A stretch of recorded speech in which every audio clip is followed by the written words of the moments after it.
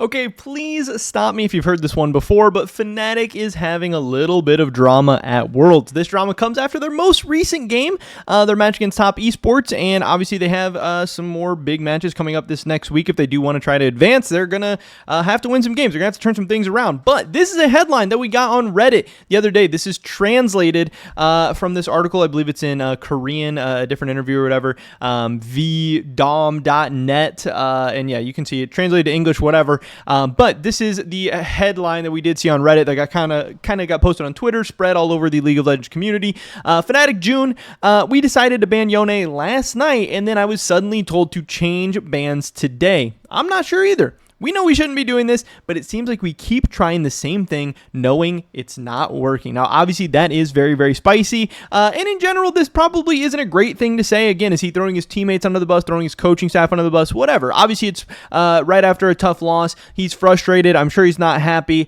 I get it. The passion is there, and that's a great thing. But still, obviously, when you are giving interviews and giving public statements and everything, this is something that should definitely stay behind closed doors. This is something that needs to be dealt with by the team. But it's also going to, and it has led to a lot of people to question, Fnatic's leadership, management, structure, camaraderie, chemistry, all of these big things. And like I said, they have some big matches coming up. And if this drama was happening and the season was over, that's one thing. But when this drama is happening while they're supposed to be also preparing for some big matches coming up, obviously that is not going to be a great thing, and it's probably going to lower Fnatic's chances of success coming forward in their next couple matches. But then it's also leading people to speculate, hey, does this mean Fnatic's going to be making some kind of roster changes or have to switch things up for the future? Is this roster going to work together?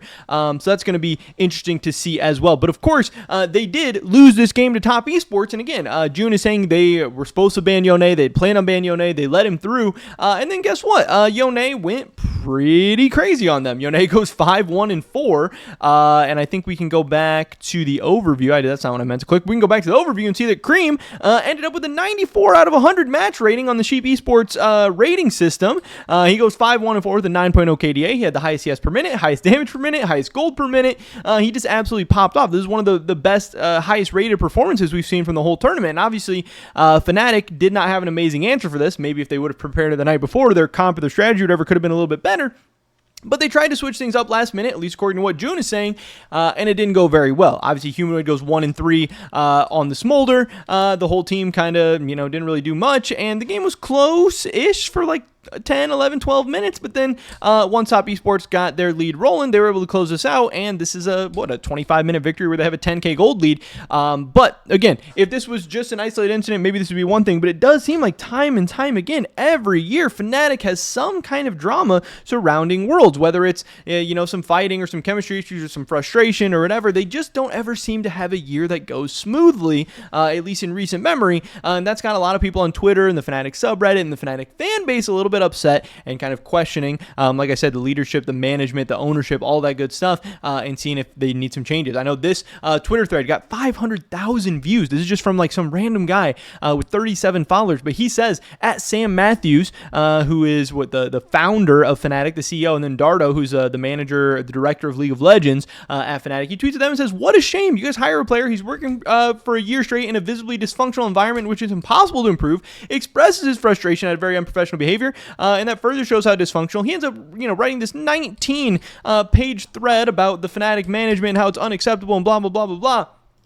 Also, mentioning this is obviously a big part of the story. June put out an apology shortly after this. And this also got a lot of people memeing and talking about this because, hey, is this apology sincere? Was this just forced out by Fnatic? Whatever. But here's what June had to say about the situation. He said, "I made a mistake in my interview today, and I would like to apologize. I misunderstood the situation and misexpressed myself after the game because I was a bit frustrated. All is clear between us, and we learn from this. We focus on next game." Now, I'm sure June does feel a little bit bad. I'm sure he didn't, necessarily want to throw anyone under the bus or cause issues or anything like that. I'm sure he was just frustrated. I'm sure he was just upset. We've all been there. We've all been frustrated during competitions or when emotions run high, and then guess what? Throw the pressure of it literally being your career. Throw the pressure of Worlds. Throw the pressure of your fan base and your team and all these things. It's easy to understand how this can happen. Obviously, he needed to put out an apology. I'm glad that he did. But again, people are saying, hey, was this forced out by the Fnatic management? It's definitely getting memed. It's definitely getting made fun of. Putting apologies out for situations like this are always hard. There's never a great way to do it. And obviously, the best thing is just to avoid these situations in the first place. But that's not going to stop Twitter from doing their thing. I Will Dominate said this. He said, sure, it's not the most appropriate thing to say, but it's completely valid that he's frustrated at that fucking horrible pick and ban. I was mad watching it, so I have no idea what it must have felt like to play that game out. Yeah, so obviously, people definitely understand his frustration and what's going on and everything there.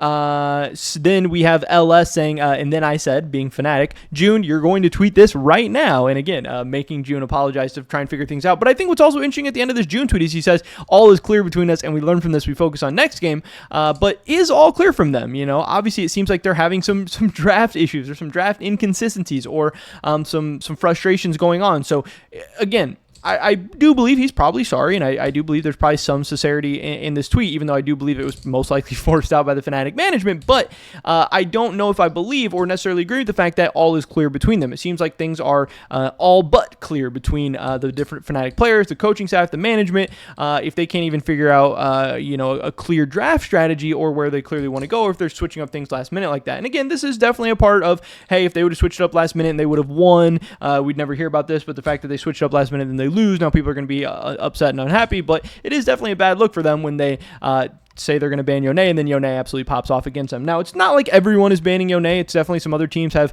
came to the conclusion that leaving Yone up and trying to combat it is better than trying to ban it out. So it's not like Fnatic's the only team leaving Yone up, but still, obviously, they did not have a clear strategy to go against it. Some people out there tweeting out, June is experiencing the opposite of Grabs when draft plan changes after they sleep. LOL. People memeing on this. Never forget Grabs. I had a dream. We need to go Kog'Maw Lulu, which is absolutely hilarious. We have Fnatic super fans, tweeting out, shaking my head at the news. So people definitely not happy.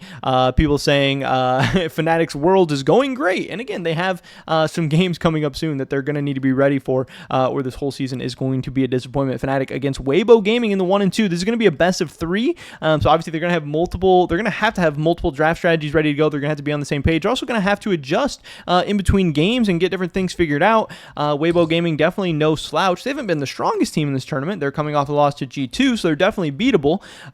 They took down Team Liquid, and I can't remember who they played in the first game. They lost to Gen G, beat Team Liquid, and lost to G2. So Weibo definitely beatable. This is a winnable game for Fnatic, but it's not going to be an easy one, but it will be a best of 3. They also have a couple of days to prepare these draft strategies, so hopefully they're not trying to switch up stuff last minute. I also know in this Reddit thread, some people said some different stuff like least dramatic Fnatic league, which is good. I think this is drama that is able to be overcome, and it's not necessarily anything insane. It's just hype and frustration in the moment, but again, it is a little bit weird and strange to me that it does seem like time and time again Fnatic always has something going on at Worlds, and I would love for them to just have a smooth year and to be able to get through everything without any issues. I love the eternal Fnatic drama, but if we're being real, Fnatic could draft themselves anything, and the enemy team would still could draft for themselves, and the enemy team would still find ways to lose the game.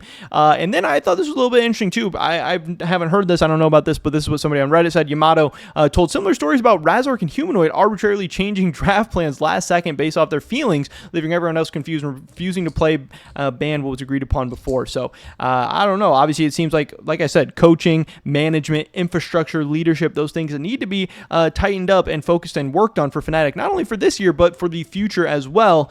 And yeah, it'll be interesting to see how Fnatic handles this situation as far as disciplinary action or how they're able to prevent stuff like this from happening in the future. I don't really know, but Fnatic drama at Worlds once again. Fnatic keeping it spicy as always, but obviously I hope they're able to bounce back from this, and I hope they put up a nice performance against Weibo in their best of 3 coming up. Obviously, I hope they ultimately win. We'll have to wait and see what happens there. Of course, as always, our Worlds coverage is powered by Holy. First link in the description below. Discount code SE5 for a nice little discount on great tasting energy drinks that just so happen to be healthier than the competition as well.